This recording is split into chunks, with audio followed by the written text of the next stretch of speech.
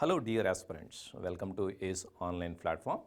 As part of RRB JE CBT-II test series, today we are going to be take the subject strength of materials. In this paper, from this particular subject, we can expect the weightage of 10 to 12 questions on an average. As part of the syllabus here, we are going to be take two subjects, my dear friends. One, strength of material, second one, structural analysis. Combination of these two was mentioned as per the board syllabus point we are having. But come to the syllabus of strength of materials. These are the topics we are going to be covered for civil engineering aspirants. The first one is concept of simple stresses and strains. Second chapter is strain energy, the concept of strain energy. And the third chapter is the concept of shear force and bending moment related to the beams. Standard cases only we are having. And in the next chapter, we are analyzing the stresses in beams. Two types of stresses that we are observing. Bending stress as well as flexural shear stress. That are two stresses we need to take into the consideration. Direct and bending stresses. So this was as per the RRB board syllabus. They mentioned this topic under SA. But here we are going to be discuss it. And slopes and deflections, here also we are mainly focused on the standard cases and area moment of inertia. Anyhow, this same topic you are going to be studied in engineering mechanics, but without knowing this concept, we are unable to analyze the stresses in beams as well as the slopes and deflections. That's why just we are focusing a little in this area also. In addition to that, columns we are having. Whenever you are observing your previous year questions, so very fundamental questions you are going to be observed. That means by focusing small concentrations on a simple concepts, you are able to get 10 or 12 out of 12. You are able to get the 12 questions. If 10 questions are mentioned, then definitely you are able to get the 10 questions. This is one of the more weightage subject. Try to focus on that one. Now let me take the first question at here. Majority of the times we are having the questions from this chapter. That's why I am taking this one. Read the question carefully. During a tensile test on a specimen of 1 square centimeter cross section, the maximum load observed was 8 tons and the area of the cross section at the neck was 0.5 centimeter square. What we required? Ultimate tensile strength of the specimen. Ultimate, that is nothing but a maximum tensile strength of the specimen we require. As we know, in strength of material, stress calculation always we are taking by using a load divided by cross-sectional area, initial cross-sectional area, not a actual cross-sectional area, original cross-sectional area. That means before the load application, whatever the area is available, that area I am taking into the consideration for the calculation of the stress in strength of materials. That stress is known by the name nominal stress or engineering stress. So even though here the final area was mentioned, this I am not taking into the consideration. For the calculation of the stress, I am using this area only. And what is the maximum load that was observed? 8 tons. So use this one if I am taking ultimate tensile strength. Sigma UTS I am taking maximum load divided by initial cross-sectional area. Maximum load is 8 ton and initial area is 1 centimeter square. The final answer is 8 ton per square centimeter. So option B is correct, my dear friends. Remember, in strength of material, for the calculation of the stress, always we are using initial cross-sectional area, original cross-sectional area. We never use the true areas or actual areas for the calculation of the stress, right? This is the first question we are having. Let's move on to the next question. The length of a bar is L meters. I'm having a bar which is having a length L meters, fine. L meters. It extends by 2 millimeter when a tensile force F was applied. Because of F, the elongation in the bar was observed by 2 millimeters. Initial length is L meters, that I am taking in millimeters, L into 10 cube millimeters, and del L was observed under a force F equal to 2 millimeters. Then what we require, my dear friends? Strain produced in the bar. As we know, strain, it is nothing but change in dimension divided by original dimension. Del L divided by L naught. Straight away we can use the formula. 2 millimeters divided by L multiplied by 10 cube millimeters. Millimeter is getting cancelled. Simple problem it is. You can take that into the consideration. 2 by 10 cube, that is nothing but 0.002 upon L, my dear friends. That is the strain available in the bar because of force F. Which option is correct? Option A is correct for this question. In first problem, we are focusing on the stress calculation. In the second problem, we are focusing on the strain calculation. Let's move on to the another thing. Elastic constants and their relations are one of the important area from the examination point. So one question I am taking from that one. You observe this one. Choose the option which correctly shows that relationship between modulus of elasticity, modulus of rigidity C, and bulk modulus. As we know, in strength of material, we are having 4 elastic constants. One is Young's modulus, second one is modulus of rigidity, third one is bulk modulus, and fourth one is Poisson's ratio. Try to remember the relation between these 4 elastic constants from the examination point. What are the relations? First relation, if I am taking E equal to 2Z into 1 plus mu. Try to remember these relations. Very important relations from the examination point. Frequently asking these relations. Second relation, E equal to 3K into 1 minus 2 mu. Mu is the Poisson's ratio. Third one is E equal to 9 kg. Here, modulus of rigidity I am representing with G. Either C or G or N. Any one symbol we are using, but I am using G as the modulus of rigidity. 9 kg divided by 3K plus G. Fourth relation for mu, mu equal to 3K minus 2Z divided by 6K plus 2Z. Remember these 4 relations are very important. So coming to this question, the relation between E, C and K, if I am taking this is E equal to 9 kg divided by 3K plus Z.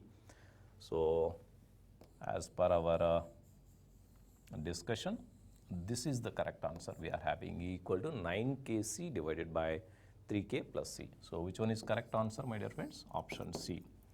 Try to focus only on the fundamental questions from this examination point, my dear friends. Don't take any risky questions. That's not required for you, right? That is a time wasting concept. Now let's see another question. In terms of bulk modulus and modulus of rigidity G, the Poisson's ratio can be expressed as. Already we are writing that relation, fourth relation, mu equal to 3K minus 2Z divided by 6K plus 2Z. Identify that relation. 3K minus 2Z divided by 6K plus 2Z. This is the correct answer. Option C is correct for this question we have. Let's move on to the another question. I am taking this question related to the assumptions that we are considering in a strength of materials. If a material has identical properties in all possible directions at a given point, then it is said to be homogeneous, isotropic, elastic, orthotropic. So homogeneous, it is giving the same properties at all possible point in a given direction. But whereas if I am taking the isotropic, at one point in all possible directions, at a given point in all possible directions, if the material is showing the same properties, Young's modulus, it is one of the property in strength of material. I am using this one. E. This is isotropic. If I am changing the point, maybe another property it is E1, but in this direction also it is showing E1, something like this, my dear friends. That is isotropic. Then what about the homogeneous? Homogeneous, if I am taking into the consideration, choose one particular direction at a given point. Suppose this is the point I am selecting. Let us say here the property is E1, here also E1, same direction. At this point also in the same direction, E1 we are having. This is homogeneous. If I am changing the direction, property value is going to be changed. But same thing we are having. Let us say if it is in this direction, property value at this point is E2. Same direction you can choose it at this point. It is showing E2, something like this. It is homogeneous. What is elastic material? When the load is applied on the material, yes, it is giving the deformation. When the load is removed, then the deformations are completely recovered from the material. That is nothing but elastic property. We know it. Orthotropic. What about the orthotropic?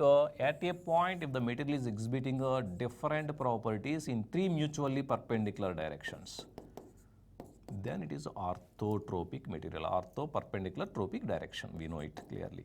Ex property is not equal to Ui is not equal to Ez. This is orthotropic. Orthotropic behavior. Now let's see this one. Here we are having the identical properties in the question in all directions. Then it comes under isotropic. This is option B is correct. This is one of the basic assumptions in strength of materials. Let's move on to the another question. The modulus of elasticity and rigidity of a linearly elastic isotropic material are 200 gigapascal and 80 gigapascal respectively. First note down the given data. Young's modulus is mentioned. Young's modulus, it is given as 200 gigapascal and G value is given as 80 gigapascal, my dear friends. What is the value of Poisson's ratio? What we required? We required mu. I think you are able to solve this question straight away with the help of elastic relations or relations between the elastic constants. Now, use this relation, first relation. Think about the first relation, E equal to 2Z into 1 plus mu. What we required? Mu we required. So, E divided by 2Z minus 1 equal to mu, my dear friend. E value how much it is mentioned? 200. G value 80. 2 multiplied by 80. It is nothing but 16 minus 1 equal to mu. Simplify this one. Mu, I hope you are having 0.25, my dear friends. 0.25 we are having. Which option is correct? Option A is correct. Option A is correct. Right? Let's move on to the another question. For the material with the Poisson's ratio nu and the modulus of elasticity E and the bulk modulus of elasticity K are same. The modulus of elasticity E and the bulk modulus K are same. For that material, what is the mu value? That is Poisson's ratio value. What is the given condition, my dear friends? The given condition clearly mentioned E equal to K. This is given condition. For this material, we need to find out the mu value. What is the relation between E, mu, K? Think about that one. E equal to 3K into 1 minus 2 mu. We know it. Right? Now we require the mu value now. Simply E divided by 3K equal to 1 minus 2 mu. Now 2 mu equal to 1 minus E divided by 3K. Okay? This is getting cancelled. 2 mu equal to 1 minus 1 by 3. That is nothing but 2 by 3 we are having. This 2 is getting cancelled. Then mu value how much we are having? 1 upon 3. For a material when E equal to K, for that material mu it is 1 upon 3. Option B is correct. Option B is correct for this question. For this question. Right? Let's move on to the another question. When a wire is stretched to double in length, the longitudinal strain produced in the problem. So again we need to find out the longitudinal strain. Longitudinal strain, it is the strain that is a normal strain developed in the loading direction. How to find out it? Change in dimension divided by original dimension in loading direction. I am using that only. So as per the given data, suppose the initial length of the wire, if I am assuming it is L units, then what is the final length? Final length of the wire, it is 2 times the L as per the given data. Then what is the change you are observing in the length direction? Final length minus initial length. 2L minus L. That is nothing but L. Then come to the longitudinal strain. We require the longitudinal strain. Longitudinal strain, it is nothing but change in dimension divided by original dimension. How much change you are observing? L. What is the original dimension? L. Then simplify this one, you are having 1. How much longitudinal strain you are observing? 1 unit longitudinal strain. So which option is correct? Option D is correct for this question we have. Right, first topic is very important from the examination point. Usually from the first topic, elastic constants, one of the important area, using the relations, simplifying simple problems, and calculating the stresses, calculating the strains. So these are the major areas, and calculating the elongations. These are the major areas. So generally we are expecting from this chapter, from the examination point.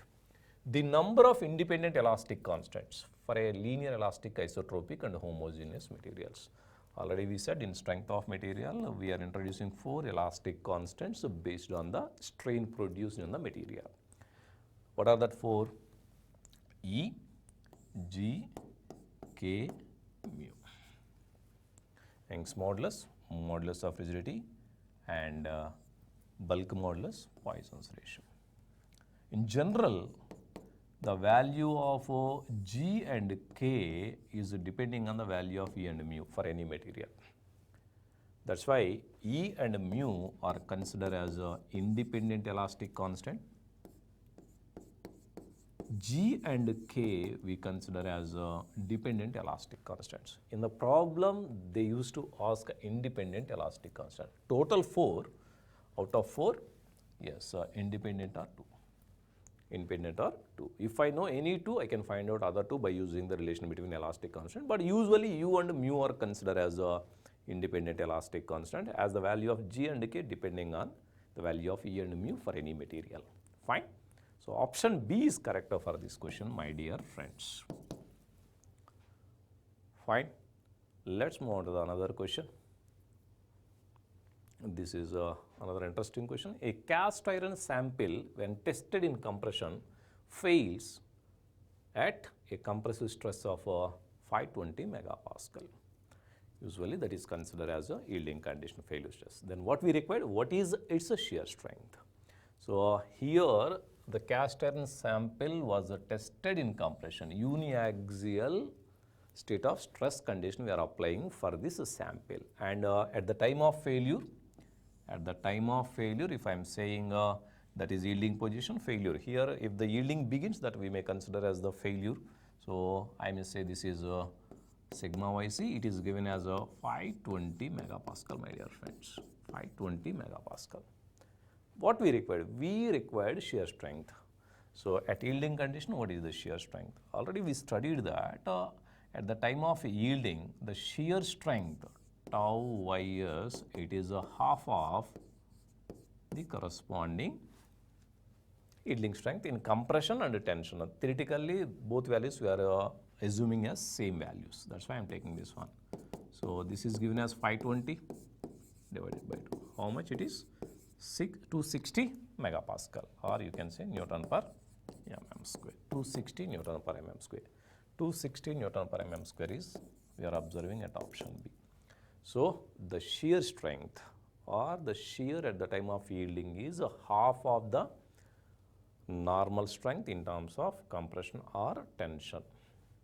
That condition I am applying at here, my dear friends. Which option is correct? Option B is correct for this question. Let's move on to the another question. This question is related to the elongations. See this one. Bar A has the diameter D and length L. Bar B has a diameter 2D and a length 2L. If both the bars are made up of same material, as both the bars are made of same material, Young's modulus is constant. It's a material property and is subjected to the same load. Load is also constant. Here Young's modulus is constant, load is constant. The ratio of change in length of A to change in length of B. What we required? Here we need to find out del L for A divided by del L for B. This is our requirement. Axial deformation we are finding by using one relation. That relation is nothing but PL upon AE, my dear friend. In this particular problem, P and E are constants. and area being diameters are mentioned, it's a circular bar, area for the circular bar is pi by 4 d square. So del L is directly proportional to L divided by d square. This relation I am using to get the solution.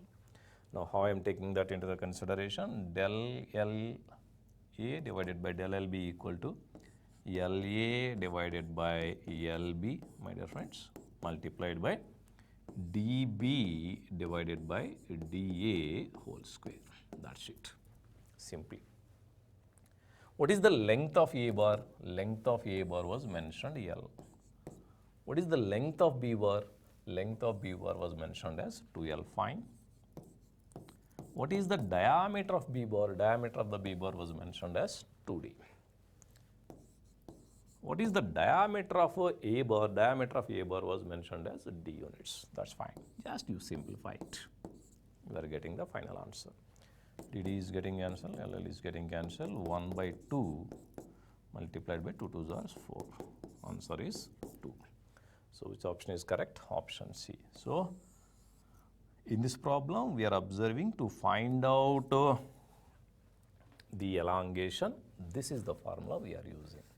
Axial deformations. Axial deformations due to the axial load, we are going to be find with the help of that relation PL upon AE.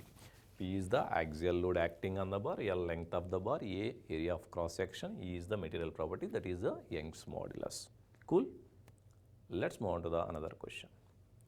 Let's move on to the another question. Yeah, so this is the same question repeated. Let's move on to another question. This question I am taking from properties. Properties like elasticity, you try to focus on definition of elasticity, plasticity, malleability, ductility, brittleness. You try to focus on that one. We are expecting one question from that properties. Now see this one. The percentage of elongation of the piece or any material under tension indicates the percentage of elongation under tension test indicating which property? Malleability, brittleness, ductility, stiffness. So ductility is the property that is going to be expressed in terms of percentage of elongation or in terms of percentage reduction in area. Reduction in area. Ductility is defined under tension. Malleability is defined under compression. Lack of yielding, we may call it as brittleness. Stiffness, it is the resistance per unit deflection. We know it clearly. So in this case, already we know it, the percentage of elongation was expressed in terms of ductility property. Ductility can be expressed in terms of percentage of elongation or in terms of percentage reduction in area. So which option is correct? Option C is correct for this question, my dear friends. The next thing, it is related to the thermal. Usually it is not mentioned, but sometimes it is part of the simple stresses and strains. That's why I am taking one question on this one. If a material expands freely due to heating, when I am heating the material, expansion takes place in the material. That expansion will result in the strain, but look at here, that strain we may call it as thermal strain. But in the options, they are asking about the stress. When the material expands freely due to the heating, it will develop thermal stress. What kind of stress we are expecting? Tensile stress, no stress, bending stress. See, whenever the material is expanded freely due to the heating, there is no resistance against the expansion. If there is no resistance, there is no stress in the material. So free expansion due to the heating will result in no stress developed in the material.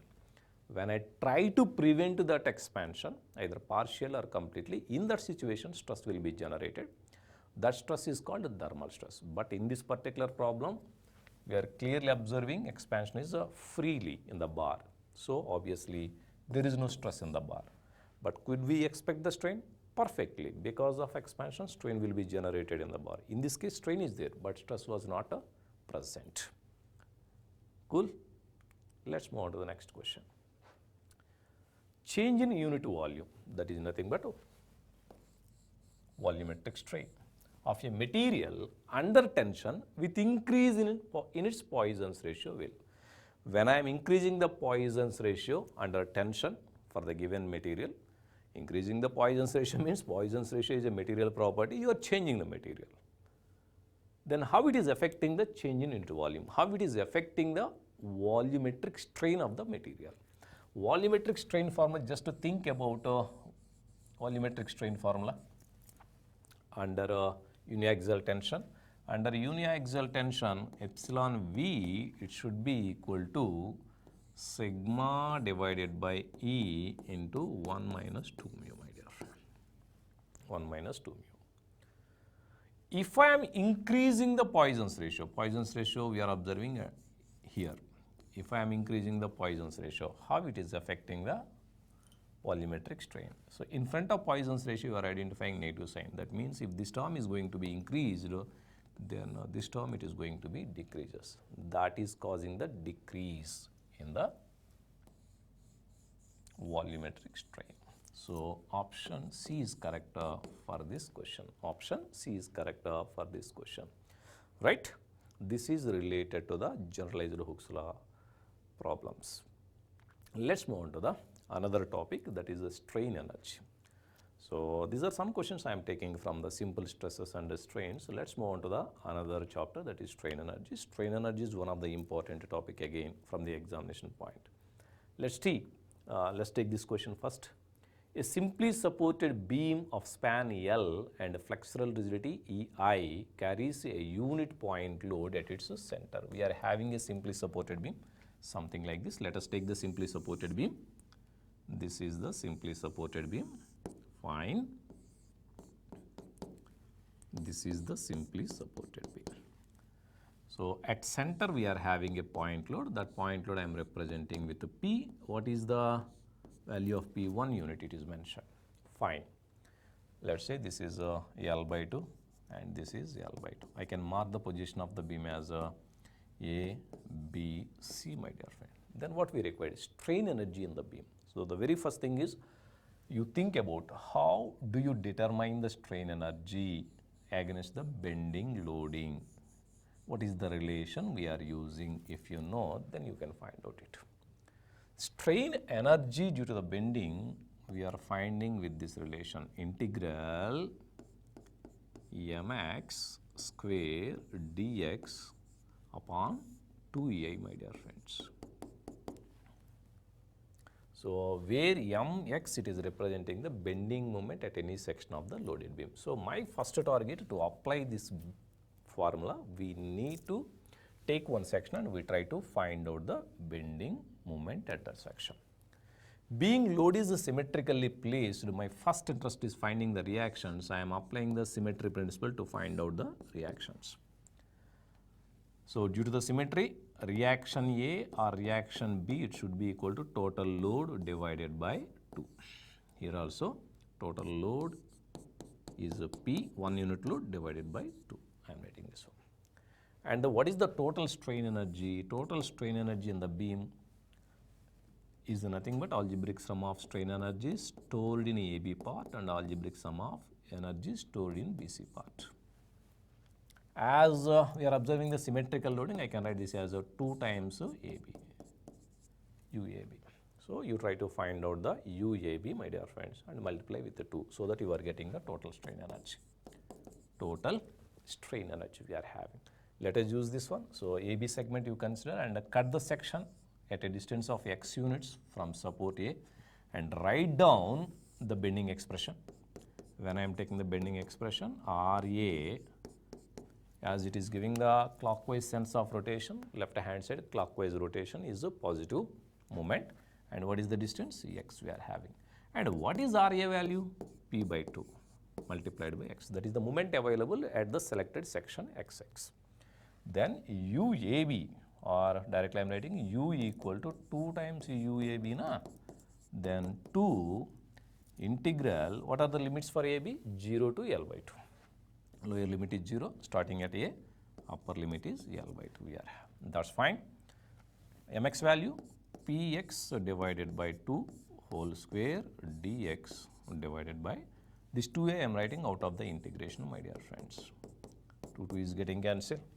1 upon EI P square divided by 4, I can move out of the integration. X square integration is x cube na, x cube and the limits 0 to L by 2. Just to simplify, my dear friends, these 3 you can bring that side and P square divided by 12 EI L by 2 whole cube. 12 8s are 96 na? Then P square L cube divided by 96 EI. What is P value is given? P value is given as 1 unit na? Then you can substitute this 1 square L cube divided by 96 EI. Then final answer is L cube divided by 96 EI. 96 EI. L cube divided by 96 EI. So which option is correct? Option C is correct for this question. So while you are solving the problems related to the strain energy to the bending, strain energy to the bending we are finding with the help of this formula. Try to remember this formula. You try to remember this formula. If I am applying this formula, final answer we are having L cube divided by 96 EI for unit loading condition. Cool? Let's move on to the another question we are having. From strain energy concept, bar A and bar B are made up of same material and are of same length. We are having two bars, both are made of same material and both are having the same length. But bar A has a diameter D, while bar B has a diameter 2D. Cross-sectional areas are differ. If both are subjected to the same axial load, this is the keyword. If both rods are subjected to the same axial load, then what we require? The ratio of strain energy of bar A to the strain energy of bar B. So here you need to think about how do you determine the strain energy due to the axial load in any bar. If you are getting that relation, rest of the things are very simple. Strain energy due to the axial load we are finding from this relation. P square L divided by 2AE, my dear friends, 2AE. This formula is helping us to get the strain energy stored in the bar due to axial load. And if I am taking this problem, both bar A and B are made of same material. That means E is constant. And are having the same length, L is also constant, and are subjected to the same load. P is also constant. P, L, E are constant. In that case, U due to the axial force is directly proportional to the 1 upon D square na? Area pi by 4 D square. D square I am using into the consideration, D square. This concept I am using. We required UA divided by UB, that I can write it as DB divided by DA whole square. What is the diameter of B? Diameter of B is 2D. What is the diameter of A bar? D units. Simplify this one. Then we are having 4 units. So which option is correct? Option D is correct for this question, my dear friends. Option D is correct. So from this problem, what we are observing, to find out the strain energy against the axial load, this relation I am using. And before applying this relation, clearly you can observe the data given in the problem and try to substitute that data so that finally you are getting the result. Hope this is clear to you. Okay, next thing. If I am taking the area under stress strain curve up to rupture point is known as the area under stress strain curve up to rupture point. It is giving the modulus of toughness, my dear friends. If I am taking the area under stress strain curve up to elastic limit point, or we can say proportionality limit point, that is nothing but modulus of resilience. Area under stress strain curve up to proportionality point, it is giving the modulus of resilience. Resilience, it is a recoverable elastic strain energy. And when I am taking that area up to rupture point or fracture point, it is giving the modulus of toughness. Then what is proof resilience? It is the area of load versus deflection curve. Load versus deflection curve up to proportionality point. Proof means maximum. Modulus of elasticity, it is nothing but Young's modulus, no? Ratio of normal stress to normal strain up to proportionality limit under uniaxial loading. We call it as a modulus of toughness. So come to this problem. We require the area of the stress strain curve up to rupture point or fracture point. It is nothing but modulus of toughness. So which option is correct? Option B is correct for this question. Now, that is what about some problems related to the strain energy. Now, the very important topic, the concept of shear force and bending moment. Here O is missing. Moment in case of beams. What is shear force? Shear force, it is the transverse force that we are observing in the loaded beam against applied loads. It is acting parallel to the cross-sectional planes. And what is the bending moment? Bending moment, it is nothing but another internal resistive force that we are observing in the loaded beam to maintain the equilibrium of the beam.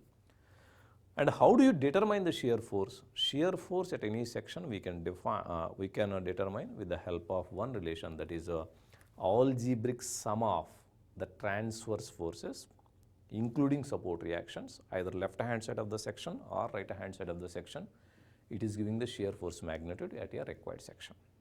Similarly, the algebraic sum of the moment of the transverse forces including support reactions, we need to include the support reactions also, either left hand side of the section or right hand side of the section, it is giving the bending moment available at the required section. Then what is the sign convention we are using to find out the shear force at any section?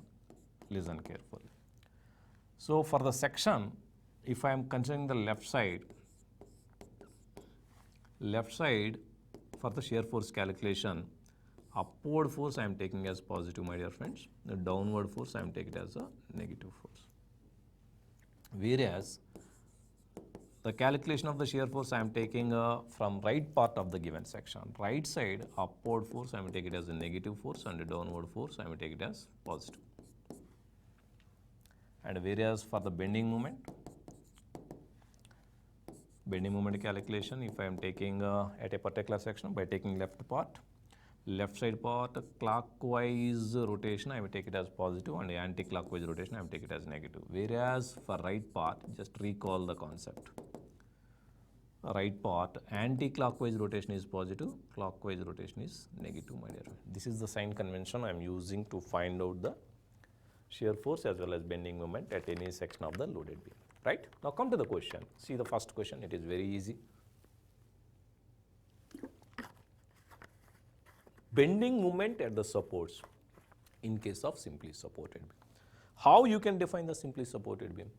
If the beam is resting on two simple supports like a roller as well as hinge support, then it is called SSB, simply supported beam. What is the bending moment available either at this roller support or hinge support?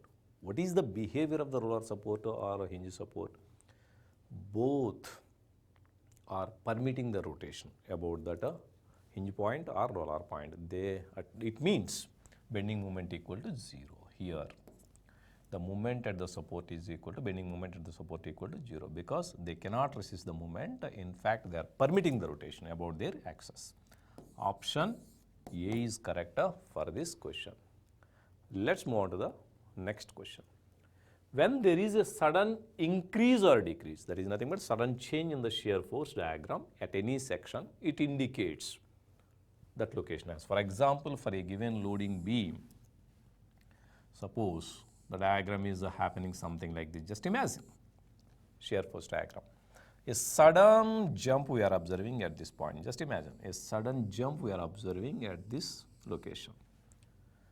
So this sudden change in shear force diagram is going to be represent which one? That is asking here. Shear force at any section, how you are defining it is algebraic sum of the transverse forces either left hand side of the section or right hand side of the section. That means we are taking the algebraic sum of the transverse forces. At a particular section, if the transverse force is acting due to the transfer force, either we are observing increase in the shear force value or decrease in the shear force value.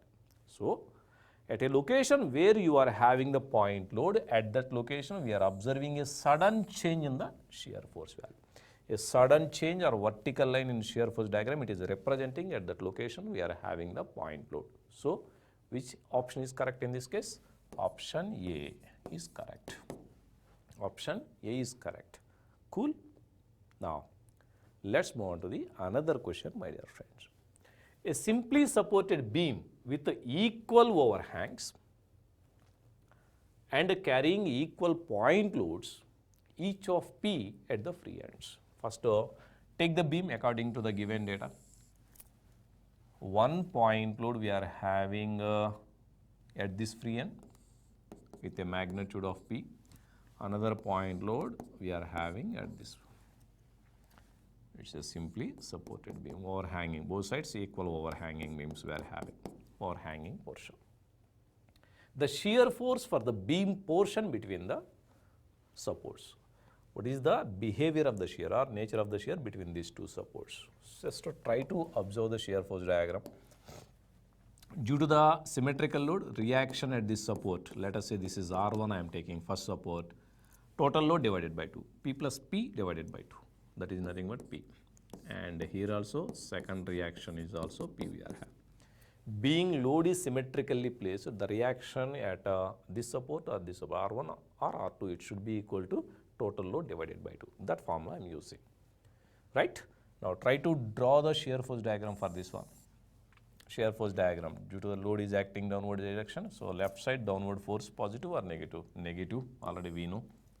This is the sign convention already we are assigned. Left side downward force is negative now, that's why. Now in between these two there is no loading condition, horizontal position we know that. And here we are having again upward force, left side upward force is positive P. This is P, this is P. Similarly come to it here, right side P is acting downward direction, right side downward force is positive. From here to here there is no loading, and here we are having upward force, right side upward force is negative. This is a negative, this is positive. So this is P, this is P. In between these two supports we are not finding any load. Asking the shear behavior between these two supports. Now observe this one, we are not finding any shear force. Zero shear force we are observing. So between these two supports the shear value is 0. Option A is correct, my dear friend. Option A is correct for this question. Cool. Now let's move on to the another question. A beam is loaded as cantilever. So here another type of beam is cantilever beam is given. If the load at the end is increased, the failure will occur.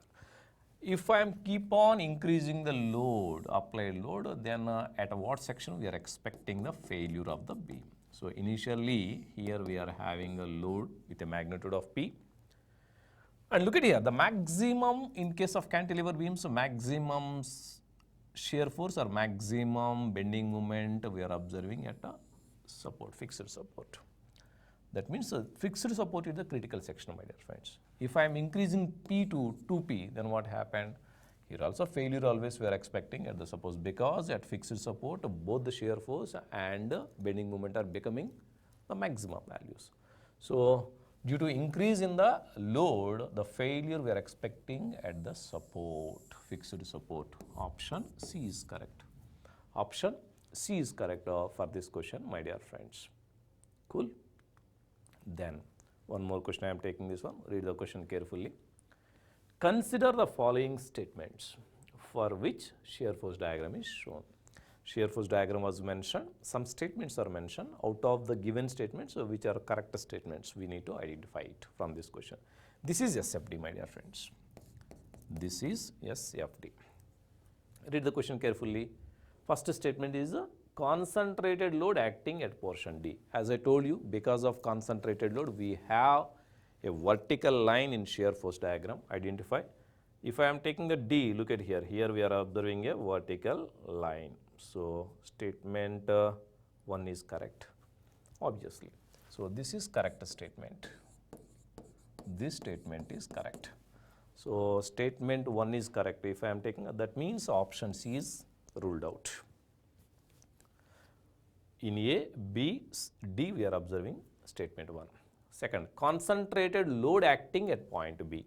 Now look at here again. At B, do you find any vertical line? No. But he is saying because of concentrated load we have the vertical line at B, but here we are not finding any vertical line. That means statement 2 is incorrect. Statement 2 is incorrect. Statement 2 we are identifying in A, ruled out. In D, ruled out. So finally, which option is correct? Option B is correct for this one. That means without verifying the third statement, we are finalizing the Correct option. Anyhow, look at here. A uniformly distributed load acting in portion AB. As we know, shear force diagram 1 degree higher than the loading diagram and bending moment diagram 1 degree higher than the shear force diagram. Due to the UDL, we are observing a linear variation for the shear force diagram and second degree parabolic variation for the bending moment diagram. So, between AB portion, if I am observing, you are identifying a linear variation that indicating AB is experiencing uniformly distributed force. In fact, BC is also experiencing the uniformly distributed force. Fine. So, which option is correct? Option B is correct for this question. Right. Now, one more question. A cantilever beam of length 5 meter carries UDL of 100 Newton per meter throughout its length. Again, we are having a cantilever beam. Simple mathematical calculation we required here. Right. What is the length? 5 meters we are having. That's fine. And what type of load we are observing on the beam? Uniformly distributed load. Uniformly distributed force. Uniformly distributed force. What is the rate of loading? Rate of loading omega naught, it is mentioned as 100 Newton per meter. Then, what we require? The maximum shearing force in the beam. As I told you previously also, the maximum shear force is available at support.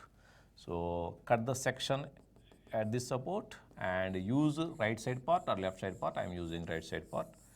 This is giving the shear force value. Then as we are observing the distributed force, you try to take the equivalent load for this distributed force. What is the equivalent load? Area of this distributed load, it is giving the equivalent load. That is nothing but omega naught L. Omega naught is 100, L is 500 newtons. I am converting into equivalent force. So this is the section we required, shear, and take the right hand side. Right hand side we are having only one force, that is this one. How it is acting? Downward direction. Right side downward force is positive na. This is the shear force developed at the support. Maximum shear force. That is maximum. This is maximum. What is its magnitude? Its magnitude is 500 newtons. Option C is correct for this question, my dear friends. Option C is correct for this question. Let's move on to the another question.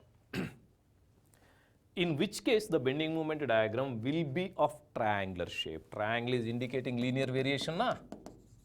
As we know, linear variation. As we discussed, shear force diagram 1 degree higher than the loading diagram and bending moment diagram 1 degree higher than the shear force diagram. A cantilever free and subjected to the bending moment. Let me take this one here, concentrated moment. Concentrated moment. It is giving rectangular shape. A cantilever subjected to the UDL. So UDL, due to the UDL, linear variation we are observing. UDL means nothing but x to the power 0. That means shear force diagram in this case x power 1 and bending moment diagram x power 2. Parabolic variation, second degree parabolic variation. But this is also incorrect, this is incorrect, this is incorrect. A cantilever carrying the concentrated load at free end. Perfectly. If I am taking the bending moment diagram, bending moment at this 0 at this end, free end, bending moment P multiplied by L, PL, bending moment at support. That is linear variation. This is the bending moment diagram for the third case. Option C is correct for this one. Option C. In case of bending moment diagram will be of triangle. In which shape? In which case? Yes, if I am taking this case, here we are identifying the triangular shape for the bending moment diagram. Hope this is clear to you, my dear friends. Let's move on to the next one. The rate of change of bending moment is equal to. Relations also very important. We are having 3 relations. Relation between the rate of loading, shear force and bending moment. Try to focus on that also. That is also important from the examination point. First relation, dF divided by dx. That is nothing but rate of change of shear force equal to rate of loading. Here minus is indicating loading in downward direction. First relation. Second relation, dm divided by dx. Rate of change of bending moment, it should be equal to shear force. Third relation, d square m divided by second derivative of this term, dx square equal to again minus omega. Minus here is indicating downward loading. The rate of change of bending moment is equal to, that is nothing but this relation is asking. It should be equal to shear force value. So which option is correct? Option A is correct, my dear friends. Right? That is. The next question, the ratio of bending moment at the center of a simply supported beam of effective length L subjected to the central load W. With that, when the load W is uniformly distributed, will be. Two cases we are having. In first case, we are having a simply supported beam with the point load at center. What is the point load value? Capital W. At center, this is L by 2, this is L by 2. In this case, the maximum bending moment, let us say case 1, maximum bending moment value is WL divided by 4. Maximum bending moment we are observing at mid-span and its value is WL divided by 4. And in the second case, the same beam we are using, but this time we are using the UDL. The rate of loading here, it is omega naught. When I am converting this into the point load, W, it should be equal to omega naught L, where L is the length of the beam. Area under the load intensity will give the total load or equivalent load. Fine. Here that is given, capital W. So in second case, capital W value how much, my dear friends? Omega naught L. In this case, the maximum bending moment is available at midspan and it should be in terms of omega naught. It is omega naught L square divided by 8. But convert in terms of W, omega naught. How I am writing this one? Omega naught L, L divided by 8. W, L divided by 8. That's good. So we required M1 to M2. M1 divided by M2, my dear friend. M1 omega WL divided by 4, M2 WL divided by 8. Simplify this one. 8 by 4. That is nothing but 2 standard cases. So majority of the times from SFD and BMD, we are having standard cases problems only. Right? Option B is correct for this question. That is what about SFD and BMD. Now the next area is how do you analyze the stresses in beams? So we are having two types of stresses. The developed bending moment may result the normal stress in the cross section. The normal stress that we are observing due to the bending moment is flexural stress or bending stress. We know it. And using Bernoulli's equation, we are finding this flexural stress. M divided by I equal to sigma B divided by Y equal to E divided by R. This is bending equation, we know it. And similarly, due to the shear force, developed shear force may result the shear stress. That shear stress we may call it as flexural shear stress. The magnitude of flexural shear stress at any layer we are finding along the depth by using a shear formula, that is SAY bar divided by INA dot B. You know this one. So we are observing two types of stresses. One is the bending stress, second one is the flexural shear stress. So my focus is on that too. See the first question, the maximum shear stress in rectangular beam is. In case of rectangular cross-section beam, the maximum shear stress developed at the neutral axis. Remember, my dear friends, let us say B is the width, H is the height of the cross-section. The maximum shear stress in case of rectangular cross-section, it is 3 divided by 2 times the average shear stress. Remember this value. That is nothing but 1.5 average in case of rectangular cross-section. And the maximum shear is available at neutral axis. See the options here asking the maximum shear stress in rectangular cross-section beam.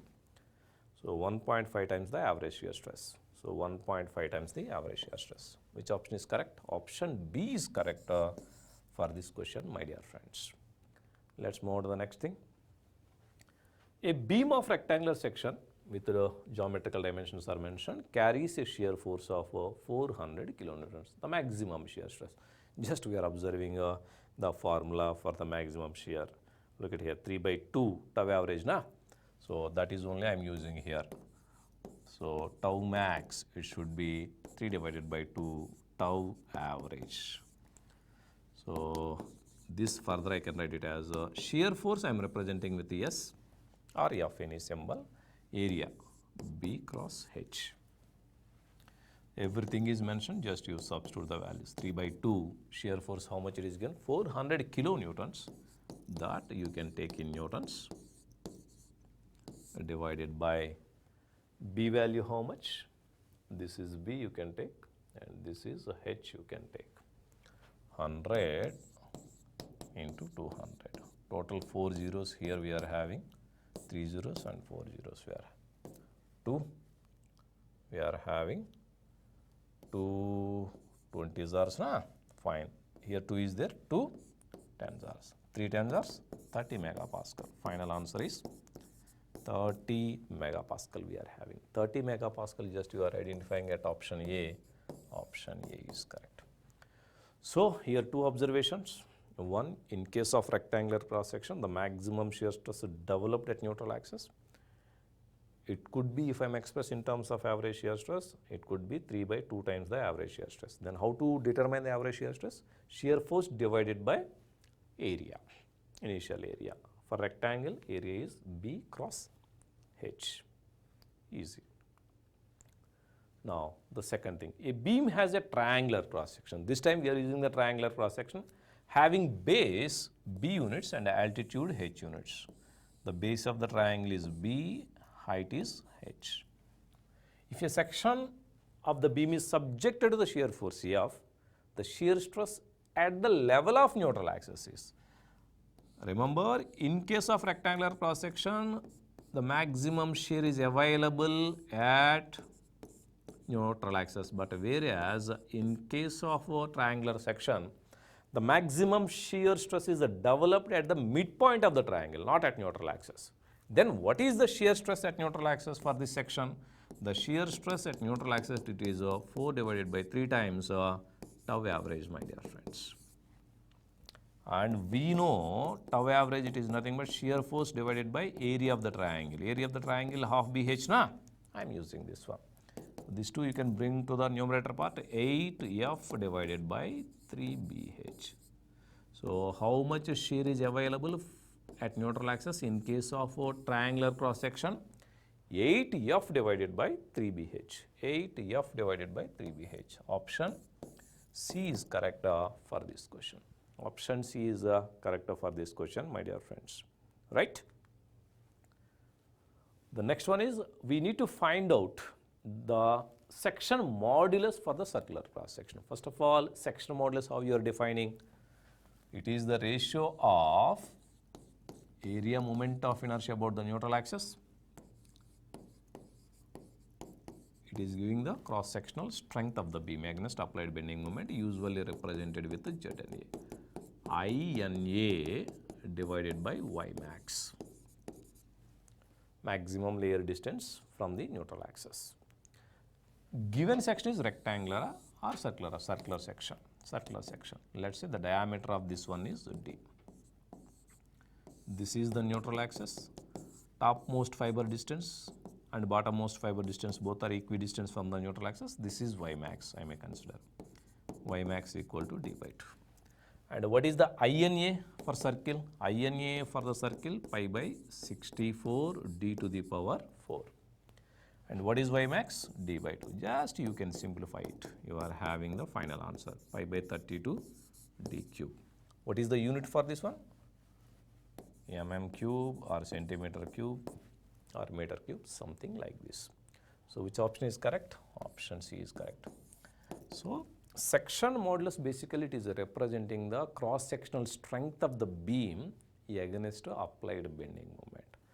How do you determine it? The ratio of area moment of inertia of the section about neutral axis to the maximum fiber distance from the neutral axis. That's it.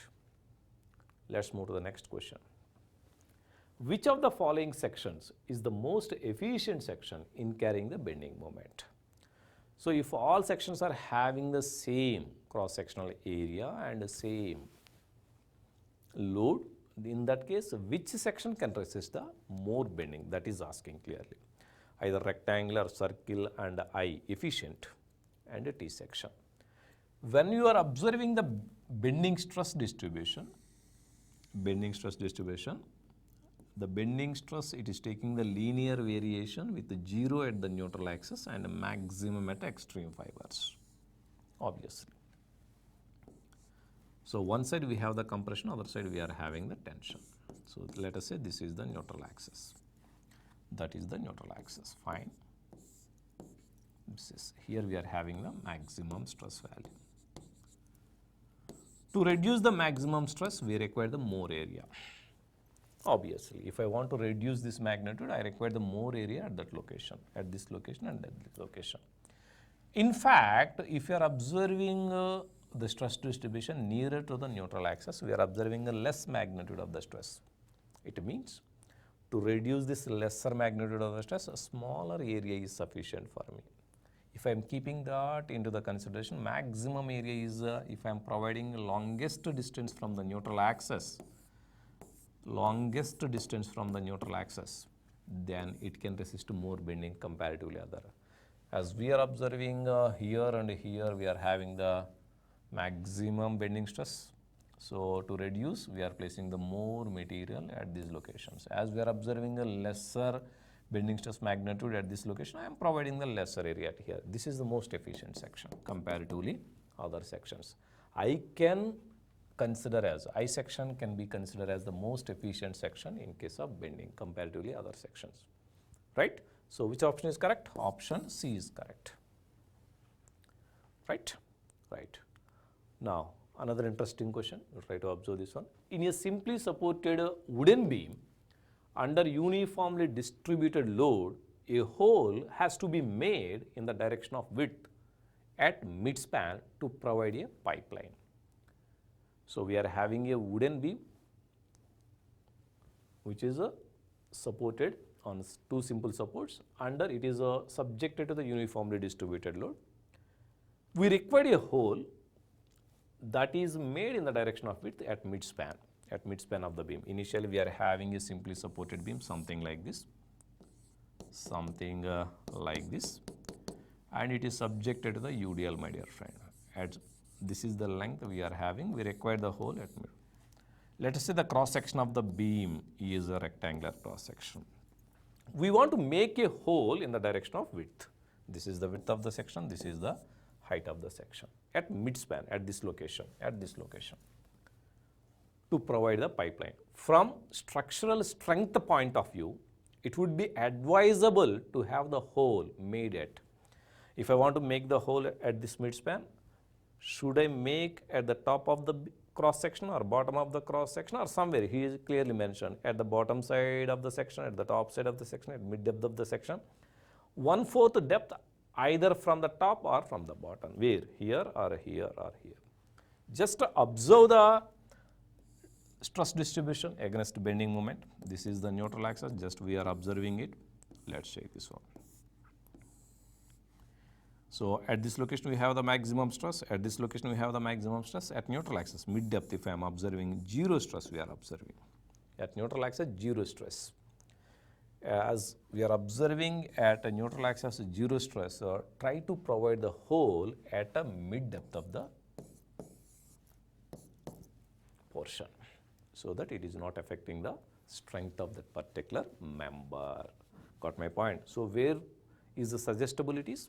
At a mid depth of the section is suggestible, that hole, right? So which option is correct? Option C is correct for that question. Let's see another question. Two beams carrying identical loads, simply supported, are having the same width, but beam A has double the depth as compared to the beam B. The ratio of elastic strength of the beam A to that of beam B. Elastic strength means beam strength we required. Two beams carrying the identical load is same, simply supported, are having the same width, but beam A has double the depth as compared to the beam B. So let me take this one. First beam A, I am considering the section width is B, I am taking height is H. Now come to the beam B. What are the geometrical dimensions we are having for beam B? There is no change in the width, but depth is doubled. H is becoming 2H. Sectional strength of the beam is represented with ZNA, I told you na. ZNA for B divided by ZNA for A. ZNA for rectangle, if I am taking, ZNA for rectangle section, it is a BH square divided by 6, my dear friends. So, if I am taking this ZA for this section, B, what is the height of this one? H square divided by 6. And come to this one, section modulus for B, section B width, what is the height we are having? 2H we are having, divided by 6. Use that into the consideration. A to B na, elastic strength of beam A to B. So, you need to take it, this is A and this is B. This is A and this is B. A, B, H square divided by 6 whole upon 4 B H square divided by 6 we are having. So, B H square divided by 6 multiplied by 6 by 4 B H square. This one is cancelled. 1 by 4. 1 divided by 4. Option D is correct.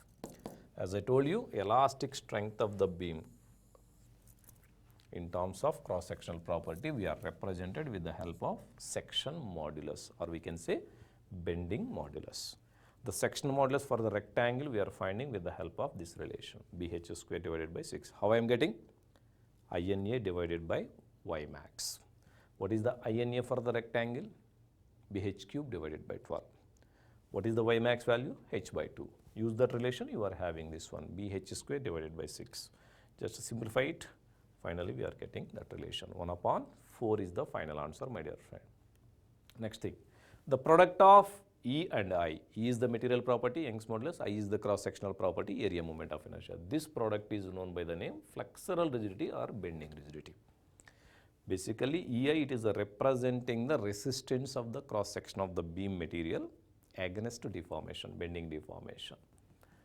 That is known by the name flexural rigidity, or we can say bending rigidity. Option B is correct for that question, my dear friends. Now, let's come to the center of gravity and moment of inertia. Already this topic is covered in engineering mechanics. Some simple questions I am taking. Again, in this strength of metal also. The moment of inertia of an area is always least with respect to the which axis? Least moment of inertia we are observing with respect to which axis? The minimum moment of inertia always we are having with respect to the centroidal axis. We know it. So, option D is correct for this one. Option D. The minimum moment of inertia we are observing about a centroidal axis. So, option D is correct. The moment of inertia of a circular section about its axis. So, we require the moment of inertia of the circular section about its axis. Let us say this is the circular section having the diameter d units. This axis we are having. You can take neutral axis or x axis, whatever it may be clearly. So, INA for this section, it is pi by 64 d to the power 4, my dear friends, d to the power 4, standard result. So, pi by 64 d to the power 4 we are observing at option A. So, option A is correct for this one, option A, right. What are the units for moment of inertia? Fourth dimension it is, millimeter to the power 4, centimeter to the power 4, something like this we are having, right. Let's move to the another question. The moment of inertia of a square section with the side A units about the base is. Now, initially you can consider a square plate having units, dimension, A units and A units. Okay. This is x axis we can take, centroidal axis. So, what is the moment of inertia about the centroidal axis? I can say it is xx, a to the power 4 we know divided by 12. But we do not require the moment of inertia about the centroidal axis. We require it about base. So, to find out the moment of inertia about an axis which is parallel to the centroidal axis, we are using the parallel axis theorem. Suppose if I say this is AB, From the parallel axis theorem, IAB equal to, we know, I about the centroidal axis plus AH square. Parallel axis theorem. Now, IXX, already we are having a to the power 4 divided by 12, my dear friends. Area of the square, a square. And what is the h? Distance between these two. Gap between these two axes is nothing but h. This is nothing but a by 2. A divided by 2 whole square. So, a divided by 4, a to the power 4 divided by 12 plus a to the power 4 divided by 4 na. Just you can simplify this one, my dear friends. If I am simplifying this one, I hope you are having a to the power 4 divided by 3. 4 you can take it as common. Then 1 by 3 plus 1. 1 by 3 plus 1. 4 is getting cancelled. So, you are having this one option. This is correct now. Let us take this one. If I am simplifying a to the power 4 divided by 4 as common, 1 by 3 plus 1 na. This is 4, that is 4. Okay. A to the power 4 divided by 3. Option A is correct for this question. To find out the moment of inertia about any axis which is parallel to the centroidal axis, we are using the parallel axis theorem. The result of parallel axis theorem, it is nothing but IAB equal to I about centroidal axis plus area multiplied by gap square. H representing gap or the distance between these two axes. Next thing, the ratio of moment of inertia of a circular plate and that of square plate for equal depth. So, we require the moment of inertia of straight formulas, moment of inertia of circle to the moment of inertia of square section. Moment of inertia of the circle, it is pi by 32 d to the power, sorry, pi by 64. Pi by 64 d to the power 4. Pi by 64 d to the power 4 divided by moment of inertia of the square a to the power 4.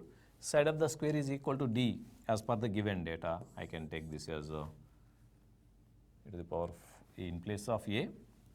In place of a, I am writing d. D to the power 4 divided by 12, my dear friends. Right? This one is getting cancelled now. 12 pi divided by 64. 12 pi divided by 64, which is equal to 4 3s or 12, 4 16s or 64. 3 pi divided by 16, where you are identifying? This is option B is correct. Option B is correct we are having. Those are some questions from centroid and moment of inertia. Anyhow, the same concept you are going to be deal in case of engineering mechanics. So, whatever the questions we are solving till now, if you are observing very fundamental questions and very fundamental concepts we are using to solve. So, if you are focusing on these fundamentals, we are able to get usually the range of weightage for these two subjects, that is SA and SOM, if I am taking approximately 10 to 12 from our previous history we are identifying. Definitely all the questions you are able to answer it, right? Now, let us see the columns. Columns you are having, only civil people are having the columns. First question, the slenderness ratio of compression member is, what exactly the slenderness ratio? It is the ratio of effective length of the column to the least radius of gyration. Slenderness ratio is a key design parameter in the design of long columns, we know it. Slenderness ratio SR, usually it is represented with the symbol lambda. It is the effective length of the column, LE, effective length of the column to the minimum radius of gyration. Minimum radius of gyration, least radius of gyration. So, effective length to the least radius of gyration we are observing at option A. Straight away you can use the option A is the correct answer, right? Effective length. Then what is the difference between the effective length and the actual length? Actual length, it is the unsupported length of the column. Unsupported length of the column. Usually column is provided with the supports. The unsupported length of the column, we call it as effective length. Whereas, actual length. Whereas effective length. How do you determine the effective length? For example, if I am taking this into the consideration, suppose if I am having a column something like this, both ends are provided with a fixed support. From this point to this point, the column doesn't have any support. This is called actual length. But because of this load, if you are observing the elastic curve reverses direction, something like this. This is the elastic curve. So here we are observing a curve, it is changing its direction here. The distance between these 2 points, we call it as effective length, we know it. That is the difference between actual length and the effective length. But when I am taking a slenderness ratio, always you can consider the effective length. It is the ratio of effective length of the column to the minimum radius of gyration. Clear? Option A is correct. A column is a structural member designed primarily to take which of the following type of load? This is the basic definition of the column. If the member is going to be designed against the compressive loading, usually it is called as a strut. Column, it is a vertical compression member. It is a special case of strut. Column, it is a vertical compression member. The term generally we are using in structures. So here obviously option C is correct. So a column is a structural member designed primarily to take up which type of load? Compressive load. Right? Option C is correct for that question, my dear friends. Let us see. The same definition is asking here also previously, slenderness ratio definition. In the design of steel structures, the ratio of effective length of the member to the radius of gyration of the cross section about the axis under consideration is called, obviously. It is again repeated question. Slenderness ratio. Slenderness ratio. That is the basic definition of slenderness ratio. Option B is correct for this question. Let us see one more question from the column. The effective length of a h meter height, that is nothing but length of the column, with one end is fixed, other end is free. Let us use this one. If I am taking the column, this is a fixed end and this is a free end. We are having, this is the height of the column or length of the column. If I am taking the elastic curve for this one, under loading condition is something like this. So from here to here, theoretically the distance, it is representing the LE. LE, it is nothing but 2L we are having. Fine. One end is fixed, other end is free. Effective length 2L. Now, what is the length here we are having? H, 2H. So which option is correct? Option A is correct for this particular question. Option A is correct for this particular question, my dear friends. Let's move on to the next question. This is the definition of the buckling load. Read the question. The load at which an element, a member or a structure as a whole either collapses in service or buckles in a load test and it develops excessive lateral deformation or instability is called. The load at which the buckling takes place in the column or a structure is known by the name. That load is a buckling load. Buckling always it is providing the elastic instability for the structure. Suppose if I am using the load, yes, look at here, lateral excessive deformation we are observing in this direction. Load we are having in y direction, deformation we are observing in x direction. This is lateral. So the load which is causing the excessive amount of lateral deflection, which will give the instability for the structure, is called buckling load. Because this phenomenon is called buckling phenomena, the load corresponding to this buckling phenomenon is called buckling load. So which option is correct? Option A is correct for this question, my dear friends. Let's move on to the deflections, the final chapter if I am taking this one. From deflections also you try to focus mainly on the standard cases like cantilever beam, point load at free end, cantilever beam, full span UDL, cantilever beam, concentrated movement. Similarly, simply supported beam, point load at mid span, simply supported beam, UDL, full span. You try to focus on that word. That is sufficient for this examination, right? Do not require much more complicated problems.